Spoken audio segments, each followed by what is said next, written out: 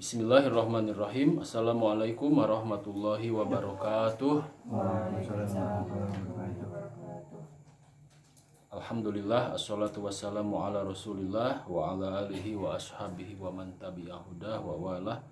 Allahumma rabbi syrah li sadri wa yassir li amri wahlul 'uqdatam min lisani yafqahu qawli. Pada malam hari ini, malam ketiga di bulan suci Ramadan, insyaallah kita lanjutkan pengajian kita, bacaan kita terhadap kitab Uqudul Jain fi Bayani Huquqi Az-Zawjain karangan Syekh Nawawi Al-Bantani. Kita lanjutkan dari kalimat Bismillahirrahmanirrahim. Wa huqiya anna imra'atan kana laha zaujun munafiqun. Wa huqiya, dikisahkan bahwa ada seorang perempuan memiliki seorang suami, zaujun munafiqun, suaminya adalah seorang munafik, ya, bukan ahli ibadah begitu kira-kira, suka berbohong begitu. Kalau menurut hadis Nabi kan begitu, suka ingkar kalau berjanji dan seterusnya. Wa kanat taqulu ala kulli syai'in min qaulin aw fi'lin. Wa kanat taqulu, dan si istri ini, si perempuan ini biasa, ya, ketika mengucapkan sesuatu atau melakukan sesuatu, ia biasa membaca bismillah. Faqala zaujuha, pada suatu hari si suaminya yang munafik ini berkata kepada si istrinya, la af'alanna ma akhjalaha bihi. Aku akan melakukan sesuatu yang mempermalukan si istriku ini. Nah, itu kalau orang munafik ini ketika melihat perilaku orang beriman justru malah tidak senang. Karena di dalam hati orang munafik itu memang ada penyakit.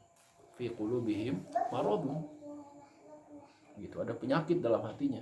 Sehingga orang munafik itu ketika melihat kebaikan, ia selalu melihat dari sisi negatif. Ya, kalau bahasa santrinya ainu sukhti begitu kira-kira. Fadafa ilaiha sirrotan. Si suami ini, salam silahkan. Si suami ini memberikan suatu bingkisan, suatu hadiah buat istrinya. Memberikan suatu hadiah, sesuatu lah. Waqala, dan ia berkata, ihfidhiha, tolong jaga nih barang ini nih. Ihfidhiha, ini fi'il amar, mukhatabah ya, makanya pakai ya. Fawadu'atha fi mahallin, kemudian si istrinya itu menyimpan benda itu di satu tempat, wa ghatatha, dan ia menutupinya. Fa ghafalaha wa akhadha sirra. Nah, si suaminya ini muncul niat buruknya. Ia ingin mempermalukan istrinya itu. Wa akhadha sirra, ia kemudian mengambil bingkisan itu secara diam-diam, wa ramaha fi bi'rin. Kemudian ia melemparkannya ke dalam sumur fi darihi, di rumahnya. Summa talabaha minha.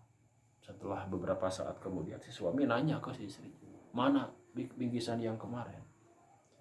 Faja'at ila mahalliha. Padahal kan si bingkisan itu sudah dilemparkan ke dalam sumur. Faja'at, maka si istrinya kemudian datang ila mahalliha, ke tempat bingkisan itu, wa qalat bismillahirrahmanirrahim. Ia kemudian mengucapkan bismillah. Fa amarallahu ta'ala Jibril alaihi salam.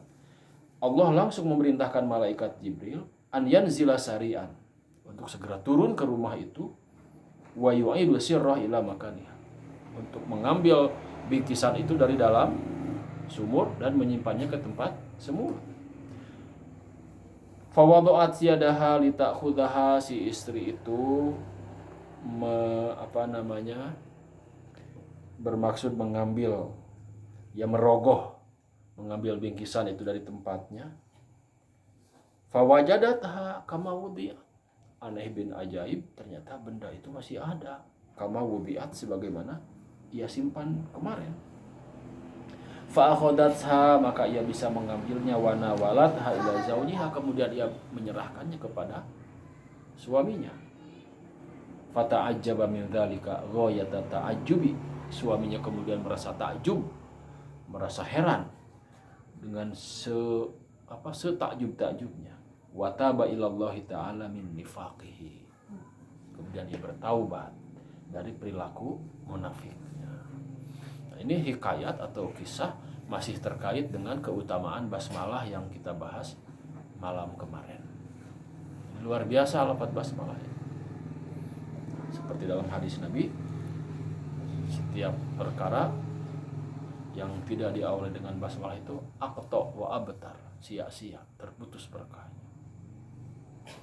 Ini sebuah hikayat dituliskan oleh Syekh Nawawi dalam kitabnya untuk memperkuat argumen atau untuk memperkuat kesimpulan betapa pentingnya atau betapa tingginya nilai bacaan basmalah.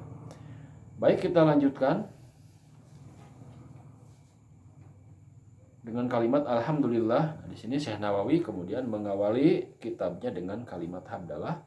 Alhamdulillahi hamdan nastaftihu bihil khairat wa nusrah ala tahsilin nafahat wassalatu wassalamu ala sayyidina Muhammadin sayyidil bariyat wa ala alihi wa sahbihi al-a'immah as-siqat. Ini kalimat pembuka yang dituliskan oleh Syekh Nawawi, oleh musannif dalam mengawali kitabnya. Amma ba'du, maka kemudian ay ba'dal basmalah walhamdalah wassalat wassalam. Fahadhihi ay al-hadirah fi dhihni risalatun ay kitabun saghirun jiddan muhimmatun rotabtuha ala arba'ati fusulin. Nah, kitab kecil ini kata Syekh Nawawi terdiri dari 4 pasal. Wa khotimatin, dan 1 buah khotimah, penutup. Al-faslul awwalu, pasal pertama, insyaallah nanti kita akan bahas. Fi bayani huquqiz zaujati al-wajibati ala zauj. Pasal pertama membahas tentang hak-hak istri al-wajibah ala zauj, yang wajib ditunaikan oleh suami. Kita harus bisa membedakan antara hak dan kewajiban. Kalau hak adalah sesuatu yang patut kita terima, sedangkan kewajiban adalah sesuatu yang harus kita lakukan. Kalau hak itu kita terima setelah kita menunaikan kewajiban. Nah, dalam pasal ini huququz zaujah ala zauj, hak-hak istri berarti kewajiban suami. Kalau hak-hak suami berarti kewajiban istri. Nah, pasal pertama ini fi bayani huquqiz zaujah al-wajibah ala zauj. Apa saja hak-hak istri atau kewajiban suami. Nah, di antaranya disebutkan secara singkat di sini, wahia husnul usrah. Nah, kewajiban suami yang pertama adalah husnul usrah, sebagaimana ayat Al-Qur'an, wa ashiruhunna bil ma'ruf. Pergaulilah istri-istrimu itu bil ma'ruf, dengan cara yang baik. Nah, ini kewajiban suami yang pertama, memperlakukan istri dengan cara yang baik, dengan cara yang sopan, santun. Wa mu'natuz zaujah, yang kedua mu'natuz zaujah, bekal, living cost, biaya hidupnya, itu kewajiban suami, nafkah. Kemudian wa mahruha, mahar, membayar mahar itu adalah kewajiban suami. Meskipun mahar bukan rukun nikah. Rukun nikah itu dalam fikih madzhab Syafi'i ada 5, calon suami, calon istri, kemudian saksi, wali, dan ijab qabul. Nah, sedangkan mahar itu bukan merupakan rukun nikah, melainkan kewajiban yang harus dibayarkan oleh suami. Nanti kita akan bahas pada tempatnya, pada saatnya. Wal qismu itu gilir. Ini bagi suami yang beristri lebih dari 1 atau poligami. Maka suami harus berlaku adil dalam mengatur jadwal. Ya, Ustaz Darmawan nanti, ya, kalau ternyata istri 2 atau bulan Ramadan, nah diaminkannya beneran nanti ya mustajabah. Wa ta'limuha, kewajiban suami itu berikutnya adalah mengajari istri ma tahtaju ilaihi min furudil ibadah, berupa ilmu-ilmu yang dibutuhkan oleh istri. Seperti apa? Furudil ibadah-ibadah yang wajib. Ini kewajiban suami. Makanya nih para laki-laki ini harus punya ilmu, ya, harus bisa ngaji. Karena suami yang wajib mengajari istri. Jangan sampai nanti diajari sama istrinya, malu ya. Ya meskipun itu bisa saja terjadi, tidak masalah. Ini kewajiban suami. Wasunaniha dan sunnah-sunnah. Apa saja sunnah-sunnah, mana yang wajib, mana yang sunnah, itu kewajiban suami. Walau ghairi muakkadah, meskipun ibadah yang bukan muakkad. Wa mimma yata'allaqu bil haid. Nah, suami juga wajib memberi penjelasan kepada istrinya tentang bersuci dari haid, tentang masa haid, apa yang boleh, apa yang tidak. Suami harus tahu ilmunya. Wa min wujubi ta'atihi fi ma laisa bima'siyatin. Dan juga tentang apa saja yang menjadi kewajiban istri berupa ketaatan pada suami. Suami harus bisa mengajarkan. Sebagaimana hadis Nabi, kullukum ra'in wa kullukum mas'ulun an ra'iyati. Nah, itu pasal pertama, insyaallah nanti kita akan bahas. Al-faslu tsani, kata al-musannif, pasal kedua adalah fi bayani huquqiz zauj. Hak-hak suami al-wajibati 'ala zaujah, yang wajib ditunaikan oleh istri. Sebaliknya dari yang pertama. Kalau yang pertama tadi adalah hak-hak istri alias kewajiban suami. Kalau yang kedua ini adalah hak-hak suami alias kewajiban istri. Apa saja? Disebutkan secara global. Wahya ta'atu zauji fi ghairi ma'siyatin. Kewajiban istri yang pertama taat pada suami selama perintah suami itu tidak berupa maksiat. Karena ada disebutkan dalam keterangan la ta'ata li makhluqin fi ma'siyatil khaliq. Tidak boleh taat kepada makhluk jika perintahnya itu berupa maksiat, ya, menentang terhadap Allah Subhanahu wa taala. Jadi yang pertama ketaatan. Ya, kewajiban istri yang pertama taat pada suami. Wa husnil muasyarah, sama dengan tadi yang pertama. Berperilaku baik, berlaku santun terhadap suami. Wa taslimu nafsiha ilaihi, menyerahkan diri. Istri wajib menyerahkan diri baik secara fisik ataupun secara non fisik. Dalam arti lahir dan batin itu istri itu benar-benar harus pasrah total kepada suaminya. Istilahnya kalau sudah nikah, sudah Maryam ya jadi milik suaminya, lahir dan batin. Dari atas seujung rambut, ti luhur sa ujung rambut, ti handap sausap dampal jeung rorombeheunana eta milik suami. Eta milik suami kalau sudah nikah. Makanya kalau seorang ayah ya, yang punya anak perempuan itu, ya, ia punya kewajiban terhadap putrinya itu ya sampai menikah. Kalau anak gadisnya sudah menikah, maka itu sepenuhnya totalitas menjadi hak suaminya. Nah, lepas tanggung jawab.